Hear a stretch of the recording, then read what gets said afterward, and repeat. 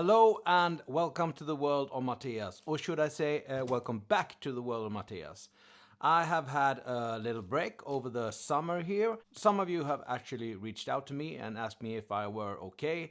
And don't worry about me, I have been okay. But I needed to take some time off in the summer, spend some time with my family. And also, I wanted to build up my new guitar shop because I have started a guitar shop here in Sweden. It's called Gitarrverkstan in Simmermarken. Simmermarken is the place where I live, and Gitarrverkstan is basically guitar shop in Swedish. So that's what I have done, and I just wanted to give you a quick tour around my new shop.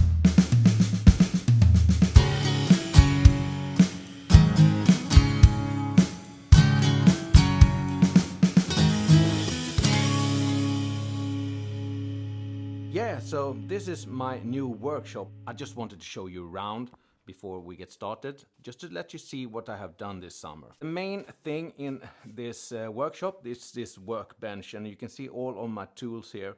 And I'm actually buying some tools all of the time, and mostly I get them from Guitars and Wood in Portugal. They are a great luthier supplier here in Europe, kind of like Stumac over in the States. And moving over here, you can see that I have all of my paints here, and they are all from Nitrolac, which I love. They are a Spanish-based company, but you can get them in the States as well. You can get them here. I just have a hard case here. It's from a very cool old Egmont guitar, which I'm going to show you in the fall as well. This is my planer, and this is my sander.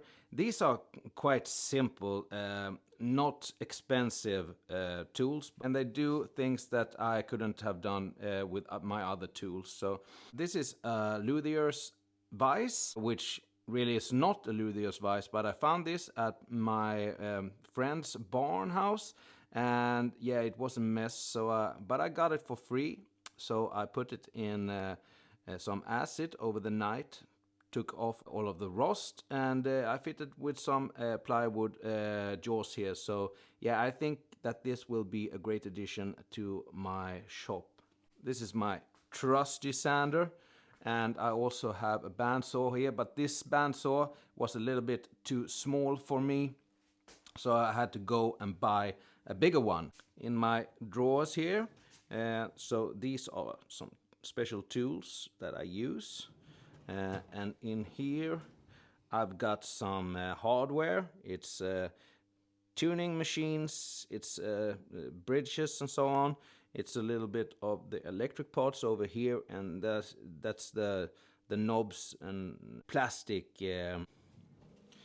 And down here I got some screws and what have you. Here I got some, it's the pickups, it's some binding, it's something, I have some pickup bobbins here, so I can change out the ceramic pickups to Alnico, some pickup rims, and also some cloth braided wires for when I do some soldering. Down here it's just some material for when I pack guitars and send them away. And here is also some just some mugs, some steel wool and paper towels, a little bit of that. And in here, yeah, I got my pick guards here. This is some celluloid that I can do stuff with, but mostly pick guards here. And these are some tools that haven't found the right way onto the board yet. This is my wall, and on the wall here I have some of the guitars that I'm working on right now, or I need for inspiration or something like that. So this is my newest guitar. It's a 1979 Fender, which I really love. It's really heavy, but yeah, I really like it with the big neck. This is the Egmont that I was talking about, and I like this because this is a very cheap guitar made in Holland in the 60s. But as you can see, it has a hollow body guitar, it has nitro finish on it, so I have nice cracks, and it also have a pickup and controls. So yeah, all in plastic and wood. So yeah, I like that one. I'm going to fix that up and get it to play very nice. This is also a mandolin that I bought quite severe broken here, but I'm going to fix that. And these are the newest guitar builds that I'm doing. It's a Les Paul from Elm, which I sourced here from my neighbor. And this is also a Stratocaster with an Elm body and a maple neck. That is the actual artist guitar that I'm doing for a Swedish artist. So yeah, there you have it. That's my workshop as it stands right now. But back to the guitar. But we'll start this fall with unboxing. And this is a guitar that someone in Sweden bought from Cathy Zhong. But he rejected it, and I don't know the reason why he did it. And Cathy reached out to me, said, do you want me to send the guitar to you instead of back to China, because it's more expensive to send it back to China. So she asked me, could you take it and maybe make a video of it? And so I said, yeah, of course I do that. It's always interesting to check out new guitars. So this has been to Sweden, and as you can see, it has already been opened by the other guy. But he didn't want it, and again, I don't know the reason for that. Maybe we will see it when we get inside the box. So I'm just going to check it out and see what it is, and yeah, give you my thoughts on it. Let's just open it up.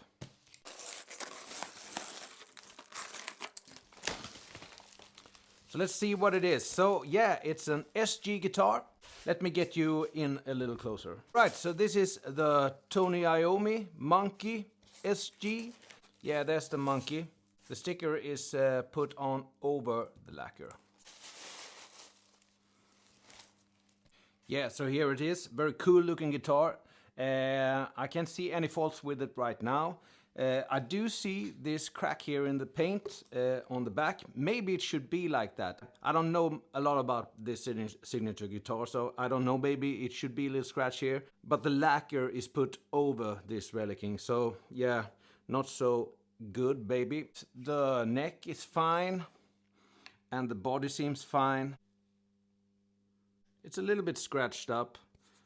The sticker is on the outside. It should be on the outside. These tailpiece posts are in, and the P90s. I think that these are routed for a humbucker, and they just put in these rims around it. So yeah, it looks like maybe a stock guitar that they have made and put on this sticker. And it has a bound neck. It looks like a nice fretboard. Nothing wrong with the fret ends. Quite a big neck, quite chunky. And of course the Gibson logo, and also this crown inlay here. And the usual made in USA and the bogus serial number. So yeah, all in all, it's a classic Gibson, and it's got quite a nice weight to it. Yeah, it looks fine, I think, for what it is. So I have no idea right now why it has been rejected. Cathy didn't tell me. Maybe it is how it sounds, maybe it's the rims around the pickups, maybe it's this thing right here, or yeah, I don't know.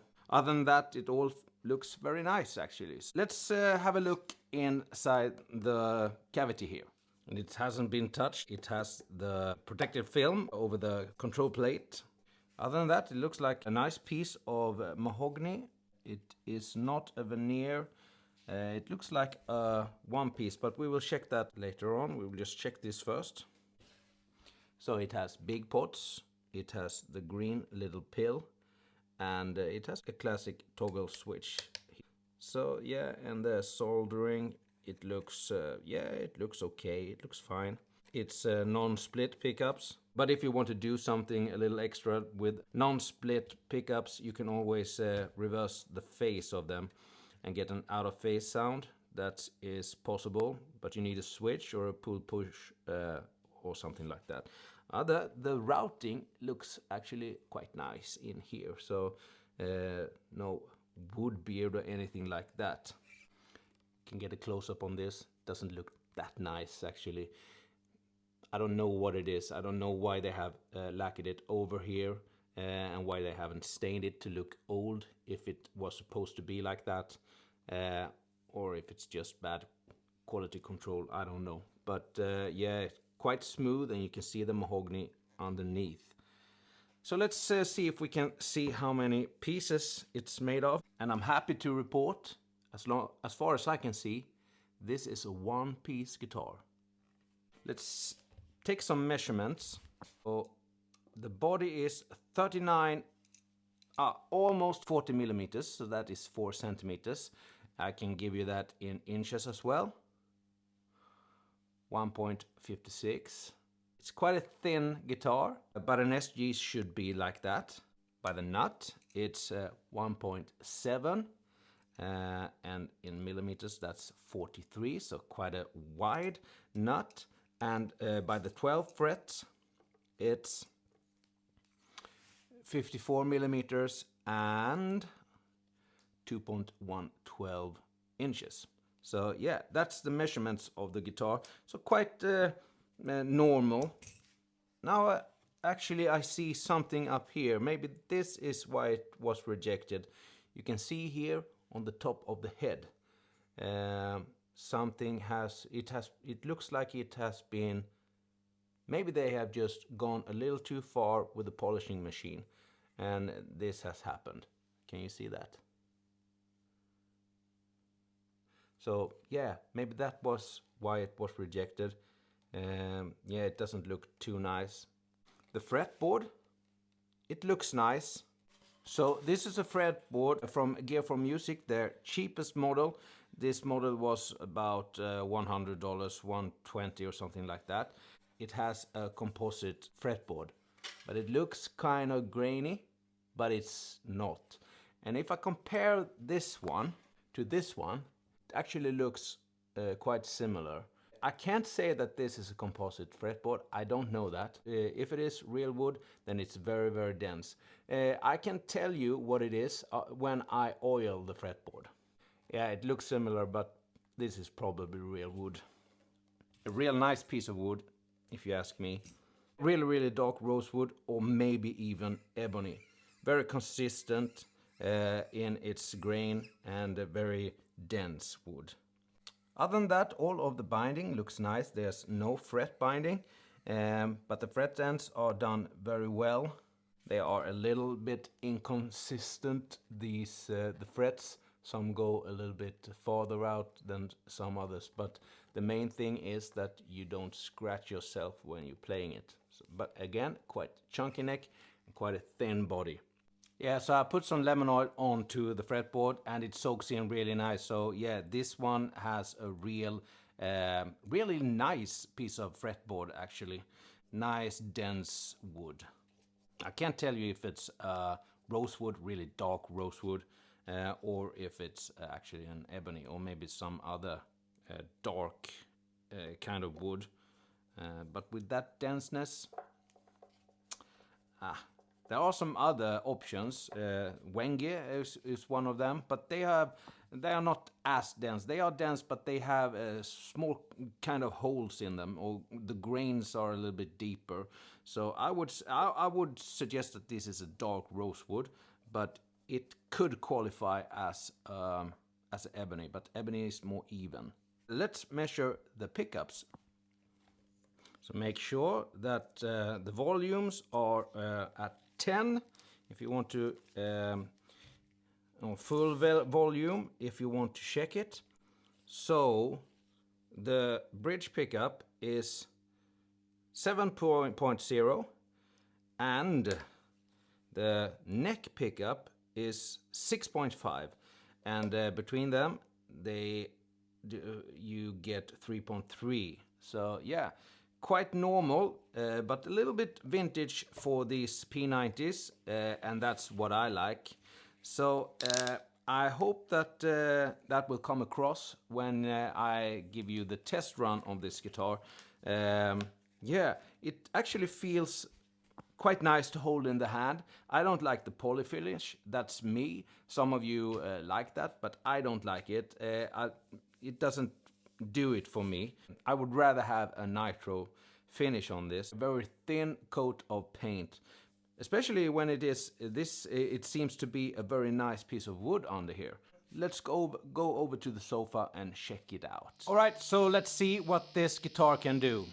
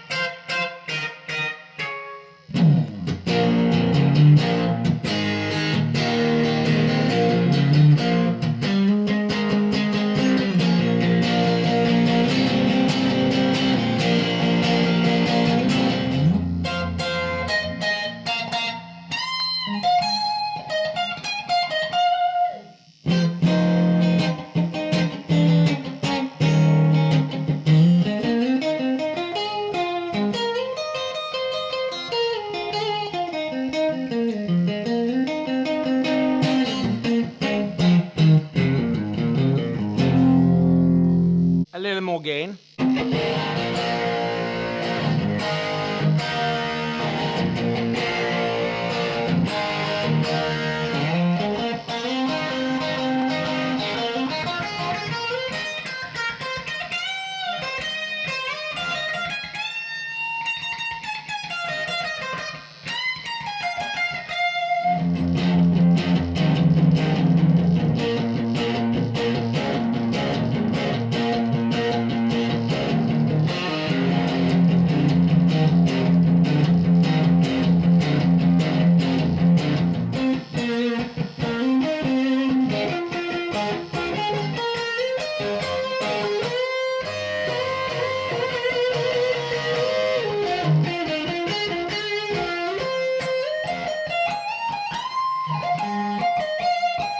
And there you have it. That is the Tony Iommi SG from Cathy Zhong.